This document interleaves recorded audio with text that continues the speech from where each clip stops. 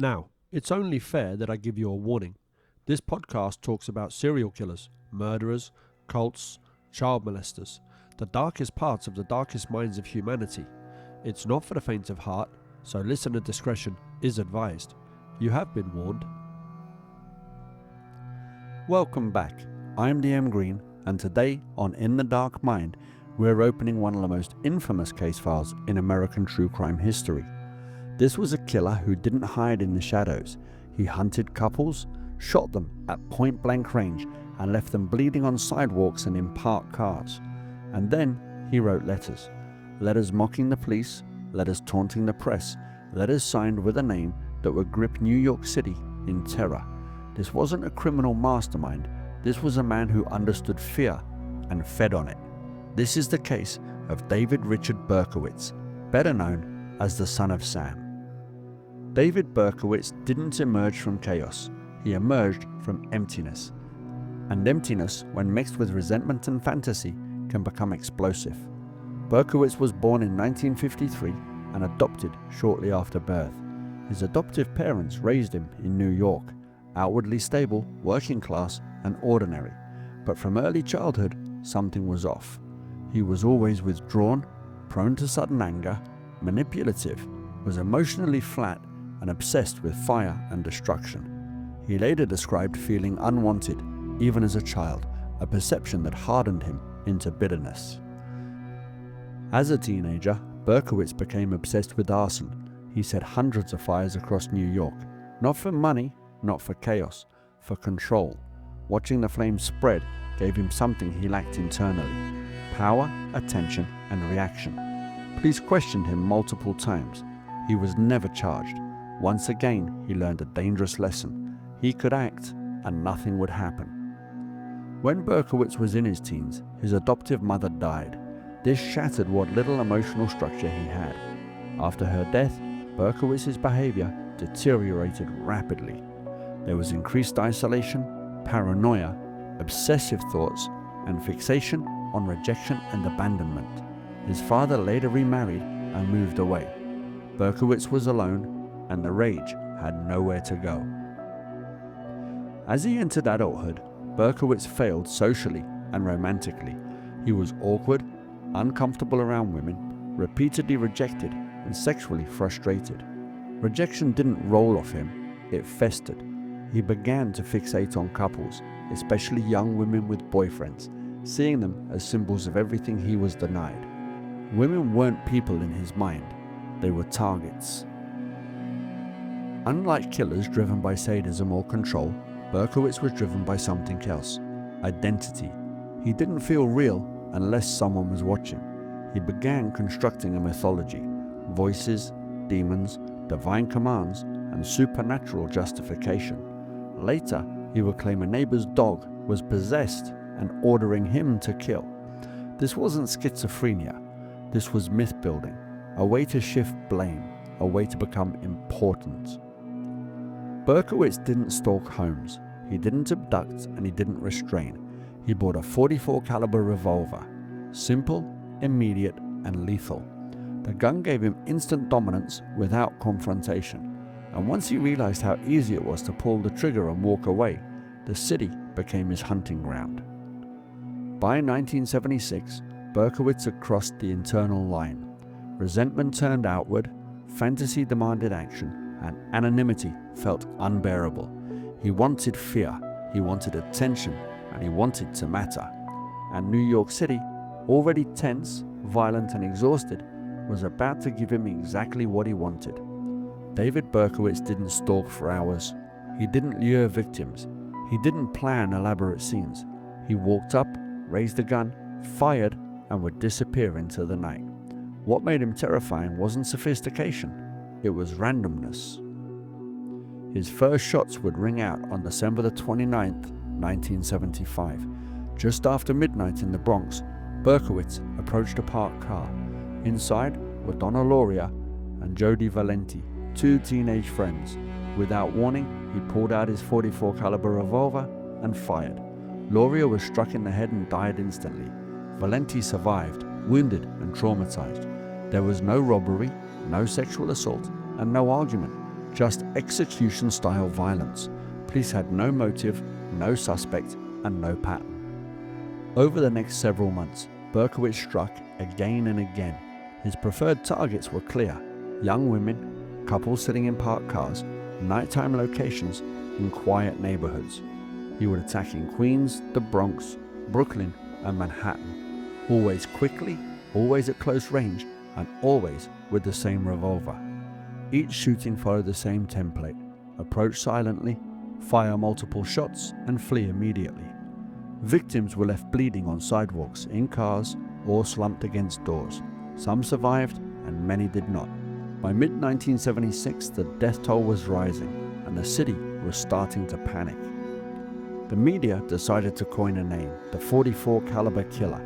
Newspapers needed a headline. They found one: the .44 caliber killer. Every shooting made front pages, every detail was dissected, and every rumor spread. Berkowitz watched obsessively.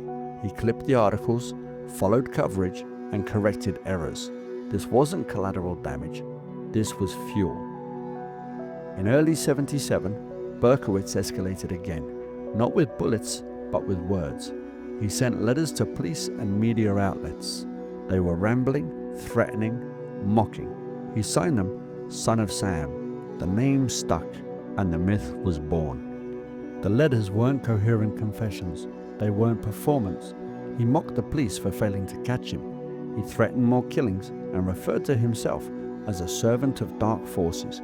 He wanted fear, but more than that, he wanted recognition. New York City was already under strain with high crime, economic collapse, a distrust of the police, and Berkowitz pushed it over the edge. People changed their lives overnight. Couples stopped sitting in cars. Women cut or dyed their hair. Nightlife collapsed. Guns sold out. Citizens armed themselves. The city lived on edge, and Berkowitz fed on every second of it. Investigators were buried. Thousands of tips flooded in. False suspects, vigilantes, psychics, conspiracy theories. Every man with long hair or a beard was a suspect. The randomness of the attacks made profiling nearly impossible, and Berkowitz kept moving. His final attack would be July the 31st in 1977. In Brooklyn, Berkowitz struck again. He shot Stacy Moskowitz and Robert Violante. Moskowitz died, Violante survived but was blinded. The city erupted. This was no longer just a serial killer. This was a public crisis, and behind the scenes, detectives were finally closing in. Not because Berkowitz was clever, because he was careless. For months, David Berkowitz felt untouchable. He watched the city panic, he read his name in the headlines and listened to police speculate wildly. And like so many ego-driven killers before him, he began to believe his own mythology. That confidence would undo him. Berkowitz wasn't a criminal mastermind, and he didn't understand forensics. He didn't plan exits carefully. What he relied on was chaos. But chaos cuts both ways. After the July 31, 1977 Brooklyn shooting, witnesses reported something crucial. A man calmly walking away with dark hair, average build, no disguise, and no hurry. One witness noticed something else: a yellow parking ticket on a nearby car. The ticket was traced to a Ford Galaxy, registered in Yonkers. The owner's name? David Berkowitz. Detectives ran his name through records. What they found was immediately suspicious. Prior questioning for arson, letters written to police departments, obsession with fire and destruction, aggressive behavior, and a history of harassment complaints. This wasn't proof, but it was enough. By this point, investigators had a rough psychological profile: a lone male who was socially isolated, living alone, angry at women, craving attention, and who enjoyed media coverage. Berkowitz fit it perfectly. And unlike serial killers who hide in crowds, he had made himself visible through his letters. Police quietly placed Berkowitz under surveillance. They didn't need him to kill again, they just needed him to slip. He didn't last long. Officers noticed erratic driving, suspicious behavior, possession of weapons, and obsession with the case. They moved quickly. Late at night in Yonkers, on August 10, 1977, police approached Berkowitz as he sat in his car. Inside they found a .44 caliber revolver, ammunition, maps, letters, notebooks, and evidence tying him to the shootings. When officers asked him why he had the gun, Berkowitz smiled and said, "You know." That was it. No chase, no resistance, no demons screaming, just a man caught sitting in his car. At the station, Berkowitz confessed quickly. He admitted to all shootings, and then he began talking about demons, about voices, about a neighbor's dog named Sam. The story was theatrical, absurd, somewhat convenient. It made headlines instantly, but psychiatrists weren't convinced. Investigators and mental health experts concluded Berkowitz was not psychotic. He knew right from wrong. He planned his crimes, he evaded the police, and he sought publicity. The demon narrative served a purpose: to deflect responsibility, to appear insane, to become more interesting, and to preserve the myth. The son of Sam wasn't possessed, he was performing. When Berkowitz's arrest was announced, New York City erupted. People flooded the streets, the bars reopened, and couples sat in cars again. The nightmare was over. The son of Sam was no longer a shadow. He was a man in handcuffs. When David Berkowitz was finally unmasked, the city wanted blood. What it got instead was something colder: finality. No theatrics, no spectacle, just a man forced to own what he'd done. Berkowitz didn't take the case to trial. In 1978, he pleaded guilty to 6 counts of second-degree murder, multiple counts of attempted murder. There was no insanity defense, no demon testimony, and no courtroom performance, because once the myth collapsed, the facts were undeniable.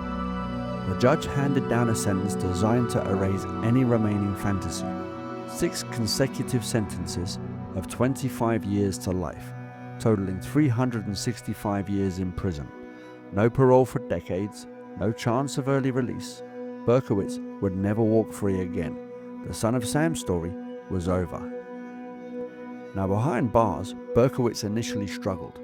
The attention was gone, the fear was gone, and the city had moved on. And without an audience, the mythology had no fuel. Then came the pivot. In the late 1980s, Berkowitz denounced a religious conversion. He rejected the demon narrative, renounced violence, and claimed salvation. He asked to be called the Son of Hope. Some saw sincerity, others saw strategy. What is clear is this: the new identity gave Berkowitz something he'd always craved: relevance. Over the years, Berkowitz admitted the demon story was exaggerated. He acknowledged responsibility, denied involvement in conspiracies, and attempted to distance himself from notoriety. Yet he continued writing letters and statements. Even in repentance, the need to be heard never fully disappeared.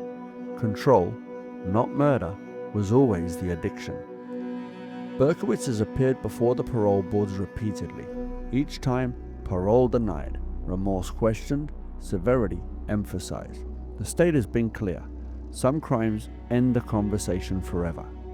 David Berkowitz changed New York City without ever understanding it. His impacts include the media-fueled panic, where he proved how fear spreads faster than bullets, the danger of myth-making. The Son of Sam persona magnified his crimes beyond their reality. The illusion of possession, his demon story distracted from the truth. This was resentment, ego, and entitlement, not madness. The power of randomness. He showed how unpredictable violence paralyzes entire cities. Berkowitz wasn't brilliant, wasn't possessed, and wasn't complex. He was angry, lonely, attention-starved, and armed with a gun. The myth made him famous. The reality made him small. New York survived him. The fear faded. And all that remains is a name, stripped of power. The Son of Sam is gone. David Berkowitz remains, a man serving a sentence longer than his legend ever deserved. If you've enjoyed this, please remember to give me a like, share this, and subscribe. I'm DM Green, and you've been listening to In the Dark Mind. Until the next time.